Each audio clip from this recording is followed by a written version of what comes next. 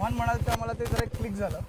आता महाविकास आघाडी आणि वंचित बहुजन आघाडी त्यामुळे काय होताना तर तसं काही दिसत नाही आहे.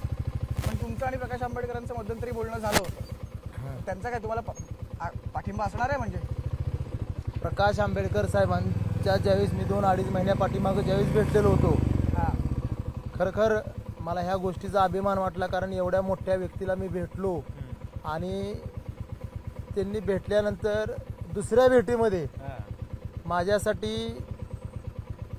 जे शब्द वापरले की तुम्ही कोणत्याही पक्षात उभा राहा, भविष्यात अपक्ष जरी उभा राहिला तरी वंचित बहुजन आघाडीचा माझा वैयक्तिक तुम्हाला जाहीर पाठिंबा असेल.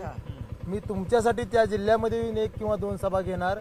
कारण त्यांनी खरखर आज माझी कुठली मागची पार्श्वभूमी नसताना, राजकीय पार्श्वभूमी, घरात कोण आमदार खासदार नसताना सामान्य शेतकऱ्याचा मुलगा हा काय काय करू शकतो आणि आजपर्यंत काय काय केले आणि पुढचं विजन काय आहे त्यांचं, हे सर्व त्या गोष्टीचा त्यांनी आढावा घेतला आणि त्यांनी मला खरखर अतिशय मोठ्या मनाने जाहीर पाठिंबा दिला.